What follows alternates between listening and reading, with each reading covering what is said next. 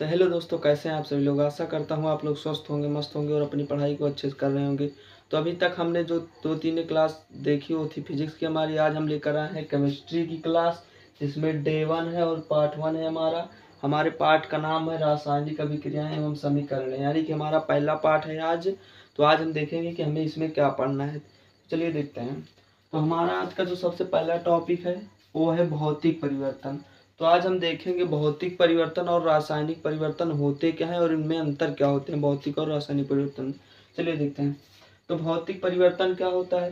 भौतिक परिवर्तन वो परिवर्तन जिनमें पदार्थ की भौतिक अवस्था, आकार, भौतिक गुण तो परिवर्तन होते हैं, लेकिन रासायनिक संगठन एवं द्रव्यमान में कोई परिवर्तन नहीं होता है और ना ही कोई नया पदार्थ बनता है, भौतिक परिवर्तन कहलाते हैं। तो जैसा कि आप लोगों ने देखा परिभाषा में क्या था क्या नहीं था, अब हम इसको अपनी भाषा में समझेंगे। तो आप लोग को पता है, मैं पहले परिभाषा बताता हूँ, उसके बाद अपनी भाषा में बताता हूँ। तो चलिए देखते हैं। देखिए, भौतिक परिवर्तन का मतलब ये है कि जैसे यहाँ पर हमने उदाहरण में लिख दिया है जल का बर्फ में बदलना। तो भौतिक परिवर्तन का मतलब वो है जो कि जैसे मान लीजिए जल का बर्फ बनना तो एक भौतिक परिवर्तन है। भौतिक परिवर्तन है। तो जैसे मान लीजिए हमारे पास यहाँ पर एक बर्फ है, ठीक। तो बर्फ है, बर्फ किससे बना, पानी से बना। तो अगर इसको हम कुछ देर रख देंगे तो गलकर फिर पानी बन जाएगा। तो हमारे कहने का मतलब यही है कि जो चीज, जैसे मान लीजिए पानी से बर्फ बना और बर्फ से फिर पानी बन जाएगा। तो भौतिक परिवर्तन वही होता है, जो कि हम बनाने के नया पदार्थ नहीं बनेगा, वही पदार्थ फिर से बन जाएगा। इसमें दिया भी गया है कि और ना ही कोई नया पदार्थ बनता है, यानी कि इसमें कोई परिवर्तन होता है तो नया पदार्थ नहीं बनता। अब जैसे मान लीजिए हम शरबत बनाए, शरबत में चीनी घुल गई। तो अगर हमें चीनी को लेना है तो उसको हम आग पे गर्म करेंगे तो हमारी चीनी वापस मिल जाएगी। तो उसी प्रकार से जब हम बर्फ को रख देंगे तो हमारा पानी यानी कि जल में परिवर्तन हो जाएगा, बर्फ। तो भौतिक परिवर्तन वही है जिनसे कोई नया पदार्थ नहीं बनता है और वह उस पदार्थ को बनने के बाद हम दोबारा अपने पदार्थ को प्राप्त कर सकते हैं। तो ये होता है भौतिक परिवर्तन। चलिए रासायनिक परिवर्तन देखते हैं। तो चलिए देखते हैं रासायनिक परिवर्तन। रासायनिक परिवर्तन में क्या होता है, वह परिवर्तन जिनमें पदार्थ के अणुओं का रासायनिक संगठन व द्रव्यमान परिवर्तित होकर एक या एक से अधिक नए पदार्थ बनाते हैं, रासायनिक परिवर्तन कहलाते हैं।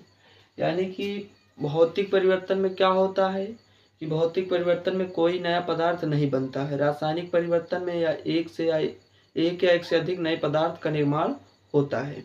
तो रासायनिक परिवर्तन उदाहरण, दूध से दही का बनना। यानी कि रासायनिक परिवर्तन वह परिवर्तन है जिसपे किसी नए पदार्थ का निर्माण होता है और दूसरी चीज निर्माण होता है। और अब जैसे दूध से दही बन गया, दूध से दही बन गया, मान लेते हैं दूध था, इससे ये दही बन गया, दूध से दही बन गया। तो क्या अभी वापस दूध बन सकता है, नहीं बन सकता ना। लेकिन भौतिक परिवर्तन में क्या था, जल से बर्फ बन रहा था, इसे हम वापस बर्फ से जल में परिवर्तन कर सकते हैं।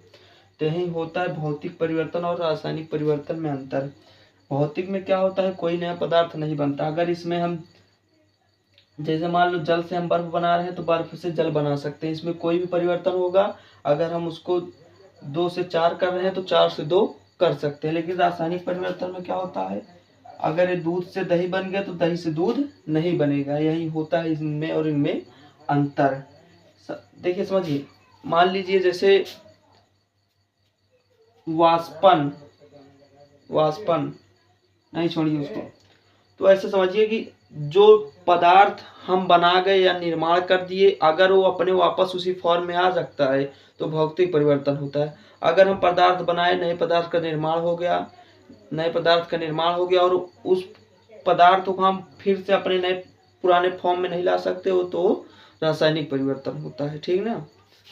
तो इसी तरीके से समझिए कि अगर दूध से दही बन जाता है तो दूध नहीं बन सकता, जल से बर्फ बन जाता है तो बर्फ से जल में परिवर्तन हो जाता है, तो यही होता है भौतिक। अब जैसे हम शरबत वाला उदाहरण लिए थे, तो अगर मान लीजिए आपने शरबत बना दिया, आपने क्या किया, एक गिलास शरबत बना दिया चीनी उनी डालकर अच्छे से, तो अब आपको क्या करना है, शरबत को नहीं पीना बल्कि अपने चीनी को वापस लेना है।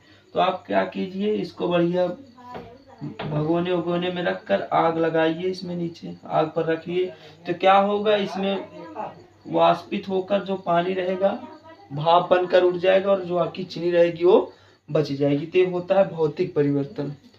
वहीं अगर रासायनिक परिवर्तन की बात करें तो रासायनिक परिवर्तन में अगर आप दूध से पनीर बना लेते हैं, दूध फट जाता है तो वापस दूध नहीं बनेगा। ये होता है भौतिक परिवर्तन और रासायनिक परिवर्तन। आशा करता हूँ आप लोग को क्लास पसंद आई होगी। क्लास पसंद आई हो तो वीडियो को लाइक, चैनल को सब्सक्राइब करना ना भूलिएगा। मिलते हैं इसी तरीके की किसी और नए वीडियो में।